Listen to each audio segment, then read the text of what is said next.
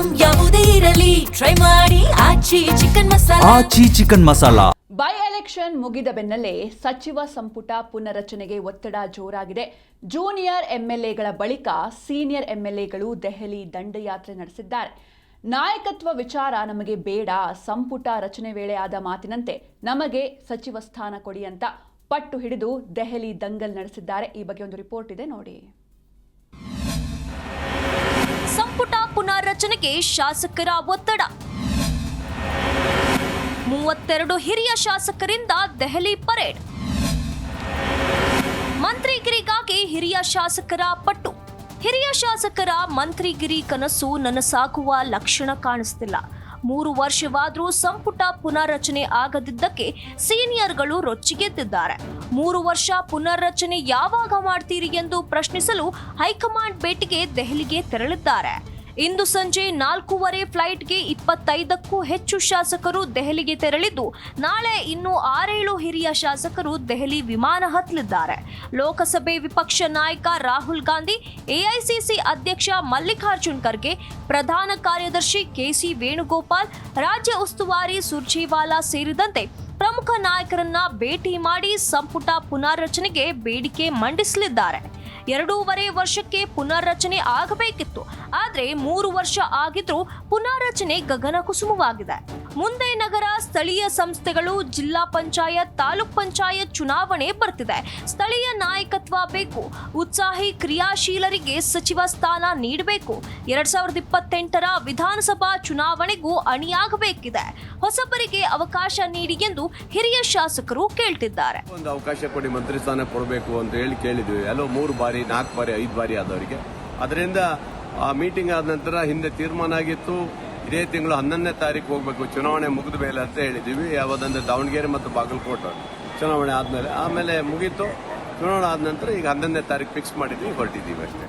ಇನ್ನು CM DCM ನಡುವಿನ ಕುರ್ಚಿ ಕಾಳಗದಿಂದ ಸಂಪುಟ ಪುನರ್ರಚನೆಗೆ ಬ್ರೇಕ್ ಬಿದ್ದಿದೆ. ಈ ಇಬ್ಬರು ನಾಯಕರ ಕಿತ್ತಾಟದಿಂದ ಹೈಕಮಾಂಡ್ ಕೂಡ ಸೈಲೆಂಟ್ ಆಗಿಬಿಟ್ಟಿದೆ. ಆದ್ರೆ ಸಚಿವಾಕಾಂಕ್ಷಿಗಳು ಮಾತ್ರ ಪಟ್ಟು ಬಿಡ್ತಿಲ್ಲ. ಸಿಎಂ ಕುರ್ಚಿ ವಿಚಾರ ಹೈಕಮಾಂಡ್ಗೆ ಬಿಟ್ಟಿದ್ದು, ಅದು ನಮಗೆ ಸಂಬಂಧಿಸಿಲ್ಲ. ಯಾರ ನೇತೃತ್ವದಲ್ಲಾದರೂ ಪುನರ್ರಚನೆ ಮಾಡ್ಲಿ. ದೆಹಲಿಗೆ ಹೋಗ್ತಿರೋರಲ್ಲಿ ಸಿಎಂ ಡಿಸಿಎಂ ಇಬ್ಬರ ಬೆಂಬಲಿಗರು ಇದ್ದಾರೆ. ಆದ್ರೆ ನಮ್ಮದು ಸಂಪುಟ ಪುನರ್ರಚನೆ ಒಂದೇ ಅಜೆಂಡಾ ಅಂತ ಮುಖ್ಯ ಸಚೇತಕ ಅಶೋಕ್ ಪಟ್ಟಣ್ ಒತ್ತಿ ಹೇಳಿದ್ರು. ಬಹಳ ಬೇಗನೆ ಶೀಘ್ರವಾಗಿ ಸಂಪುಟ ಪುನರ್ರಚನೆ ಮಾಡಿ ನಾವೆಲ್ಲ ಸೀನಿಯರ್ ಅವರಿಗೆ ಅವಕಾಶ ಮಾಡಿಕೊಡ್ಬೇಕು ಅಂತ ವಿನಂತಿ ಮಾಡ್ತಾ ಇದ್ದೀವಿ. ಲೇಟ್ ಆಯ್ತು ಅಂತ ಲೇಟ್ ಆಗಿದೆ. ಸುರ್ಜೇವಾಲಾ ಅವರು ಸಂಪುಟ ಸಿದ್ದರಾಮಯ್ಯ ಅವರು ಮುಖ್ಯಮಂತ್ರಿಯಾಗಿ ಪ್ರಮಾಣ ವಚನ ಸ್ವೀಕಾರ ಟೈಮ್ನಾಗೆ 2 ವರ್ಷ ಆದ್ಮೇಲೆ ನಿಮ್ಗೆಲ್ಲರಿಗೂ ಚಾನ್ಸ್ ಕೊಡ್ತೀನಿ, ಎಲ್ಲರಿಗೂ ಚಾನ್ಸ್ ಕೊಡ್ಲೇಬೇಕಾಗುತ್ತೆ ಅಂತ ಹೇಳಿದ್ರು. ಆದ್ರೆ 2.5 ವರ್ಷಕ್ಕಾಗಲೇ ಈಗಾಗಲೇ 3 ವರ್ಷ ಆಯ್ತು. ಯಾಕಂದ್ರೆ ಕೆಲವು ರಾಜ್ಯಗಳ ಚುನಾವಣೆ ಬಂತು, ನಮ್ಮಲ್ಲಿ ಕೂಡ ಉಪಚುನಾವಣೆ ಬಂತು, ಅಧಿವೇಶನ ನಡೀತಾ ಇತ್ತು. ಹಾಗಾಗಿ ಸ್ವಲ್ಪ ಡಿಲೇ ಆಗಿದೆ.